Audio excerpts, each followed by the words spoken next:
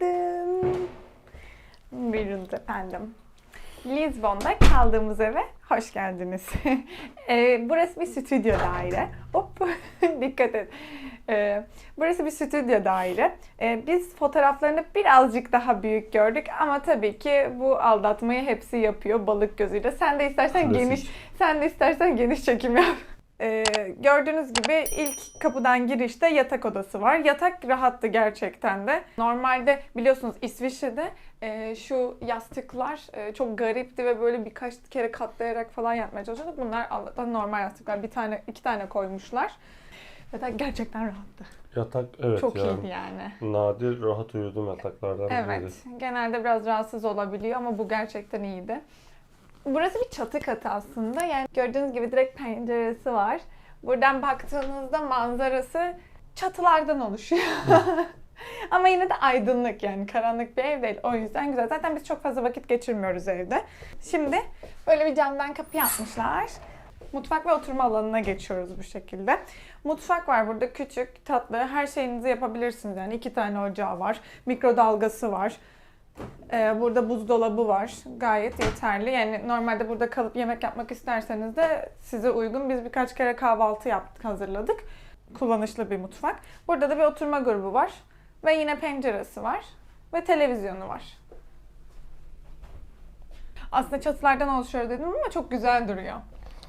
Ve inanılmaz merkezi bir yerdeyiz. Yani buradan Rossy Meydanı 30 saniye yürüyerek. Evet, çok merkezi bir yerdeyiz yani. O güzel bir şansımız oldu çünkü geç saatlere kadar yürüyebiliyoruz bazen şehri keşfetmek için ve hızlıca evimize varabiliyoruz. Her yere ulaşım çok kolay. Evet. Burayı böyle camdan Ben yapmışlar. hayatımda ilk defa böyle bir şey görüyorum. Biz... Yatak odası, oturma odasında otururken duş alanı mı izleyeceğim ben buradan? Yani, küçük olduğu için ve ferah gördük. gözüksün diye muhtemelen böyle yapmışlar. Yani resimlerde gördük ama yok canım değildir falan dedik. Yani hani yok falan yaptık bir şey ama var öyleymiş. Ama öyleymiş. Şöyle camdan bir kapı. Girmeme gerek yok zaten. Sol evet, tarafta zaten da lavabo bu kadar. var. Burada Allah'tan lavabo gözükmüyor. Evet. Yani. Şu tarafta da lavabo var. Birazcık yani. İlginç bir tasarım. Evet, öyle diyelim. Lizbon'daki evimiz bu şekildeydi. Şimdi şehri gezmeye devam edelim. Takipte kalın. Günaydın. Hepinize merhaba. Günaydın mı acaba? Bize günaydın. Umarım sizin de gününüz muazzam geçiyordur ya da çok güzel bir güne uyanmışsınızdır. Şimdi yepyeni bir video ile karşınızdayız. Bu videoda neler yapacağız? Bugün Melen bölgesine gideceğiz. Ondan sonra Elix Factory'ye gideceğiz. Bu şekilde devam edecek videomuz. Yani bu videoda da yine Lizbon'un en güzel yerlerini göreceğiz. Direkt 15 Temmuz Köprüsü'nün ayaklarına kadar gideceğiz. Oraları size göstereceğiz. Orada görüşürüz artık.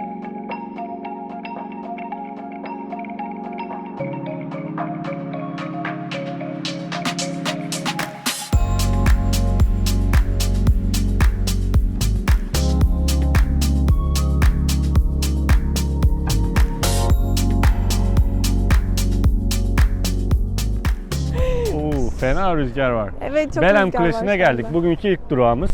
Şimdi buraya nasıl ulaştık? Buraya merkezden E15 numaralı tramvayla çok kolay varabiliyorsunuz. Normal Lizbon kartları burada geçerli. Yarım saat sürüyor buraya gelmesi. E15 ya da otobüs. İkisi de aynı. Evet. Direkt Belem'in hafif yukarısında iniyorsunuz. 2 dakika yürüyerek bu kuleye ulaşabiliyorsunuz. Zaten buranın devamı, gezilecek yerlerin hepsi dip dibe. Çok rahat geriye doğru dönüp gezebilirsiniz. Arkamda görmüş olduğunuz kule Belem Kulesi. Belem Kulesi UNESCO Dünya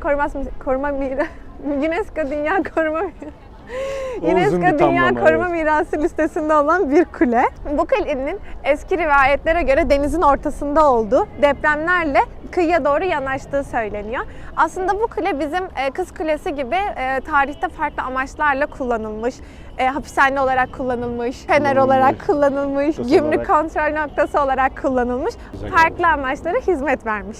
Evet, Hazal'a ek olarak burası Portekizli kaşiflerin yeni ticaret yolları aramak için sefere çıktıkları ilk nokta olarak da kullanılıyormuş. O yüzden Portekiz historisinde de önemli bir yeri var.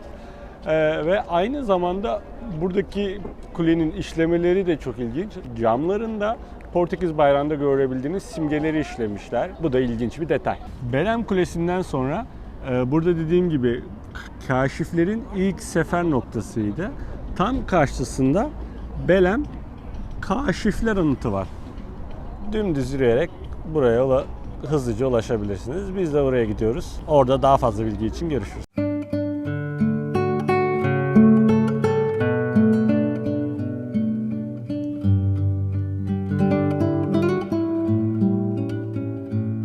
Evet, şimdi arkamda görmüş olduğunuz Kaşifler Anıtı'na geldik. Size az önce dümdüz yürüyerek buraya ulaşabilirsiniz demiştik ama öyle değilmiş. Bayağı böyle kare şeklinde yolu uzatarak gelmeniz gerekiyor çünkü arada yol yok.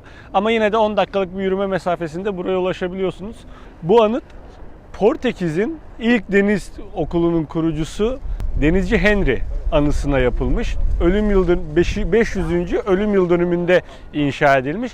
En önde görmüş olduğunuz kişi Denizci Henry anısına bu anıtın yapıldığı kişi ve arkasında en ünlü donanmacıları, önemli bilim insanlarının silüetlerini görüyorsunuz. Aralarında Magellan, Vasco da Gama gibi kişilerin de olduğunu yazmışlar. Ama tabii biz onları ayırt edemedik. Görmüş olduğunuz gibi 60 metre yüksekliğinde bir anıt. Tepesinde de bir teras var. Terasa çıkabilirsiniz ve Lizbon manzarası ayaklarınızın altında kalacak muhtemelen. Ama biz yeterince Lizbon manzarası gördük ve bugün inanılmaz rüzgarlı. O yüzden tepeye çıkmayacağız. Evet, şimdi görmüş olduğunuz gibi Elix Factory'ye geldik. Buraya Kaşifler Anıtı'ndan yine 15E'ye binip gelebilirsiniz. 3 dakikalık bir yürüme mesafesinde tramvaydan indikten sonra. Bu Elix Factory nedir? Eskiden adını bilmediğim bir kişinin sahip olduğu bir fabrika bölgesiymiş aslında burası. Ve yıllar sonra burası halka açılmış. Sanat, kültür ve eğlence ilgisi olan herkesin ilgisini çekecek yerler bir var nokta burada. haline Aynen. gelmiş. El işi ürünler var burada. Değişik sanat ürünleri var, grafitiler var. Evet, çok güzel duvar resimleri var. Evet. Değişik böyle tatlı tatlı mağazalar var. Gelin şimdi size onları gösterelim. Hem de etrafı dolaşalım. Sonrasında bir yere oturup biraz soluklanacağız.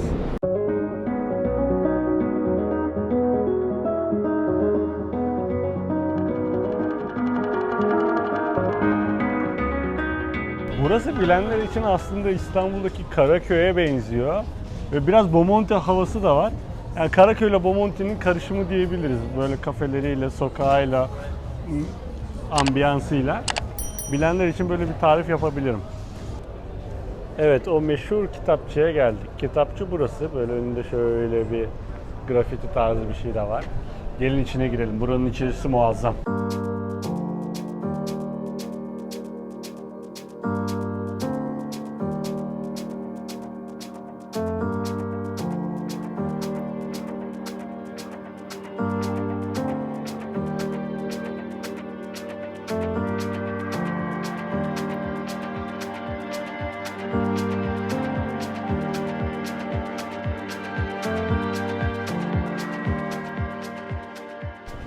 Zaten size burada gösterdiğimiz gibi her mekanda ilginç bir konsept var, ilginç bir şey koymuşlar yani. Gerçekten çok güzeldi ya. Evet. Her yerde değişik tasarımlar var. Kafeler, Bayıldım. tasarımları falan çok güzel. Çok keyifli. Yazın daha da keyifli oluyordur muhtemelen. Havalar iyice ısındığında. Biz Meksikan restoranına oturduk. Yine orası da bayağı konsept bir yerdi. Ortasında boks ringi vardı. Çok güzeldi ya. Ama çok rahat, çok profesyoneller. Biz sizi uyardık. Dedik ki masanıza gelen şeyler ikram değil. Onları istemiyorsanız geri çevirin. Onların hepsinin ayrı ücreti var. Dedik mi dedik. Dedik. Peki biz ne yaptık? Biz onları yedik. Ama şöyle bir olay var. Yani masaya oturmadan getirdiler, su koydular falan ve daha önce sudan para almamışlar. Evet. Mesela Meksikan restoranı olduğu için bir cips getir ve domatesli soslu böyle bir şey getirdi falan. Direkt yani masaya oturmadan daha ben çantamı falan çıkartırken getirdi koydu. Tahmin edemedik ya. Evet, Tahmin biz edemedik de gerçekten. yedik haliyle. Ama çok Günün lezzetliydi sonunda yani. evet. Söylesek de zaten evet. Lezzetliydi. Değişik bir şeyler denemiş olduk. Ama dediğim gibi çok profesyoneller, çok rahatlar. Dikkatli olun. Şimdi bu mekandan sonra artık bugünün sonuna geldik. Evet. Bugün sizlere Belem bölgesini gösterdik. Çok meşhur olan bu Elix Factory'yi gösterdik. Evet, Elix Factory'ye geldik. Turtadan yine yedik ama o başka bir video. Onu bundan sonraki video olacak muhtemelen. Sokak lezzetleri videomuzu da İzleyin mutlaka takip kesinlikle. edin. Yani daha Lizbon'dan videolarımız bitmedi. Videomuzu buraya kadar izlediyseniz beğenmeyi, Kanalımıza abone olmayı ve daha fazla böyle video görmek istiyorsanız yorumlara yazmayı unutmayın lütfen. Bir sonraki videoda görüşmek üzere. Hoşça kalın.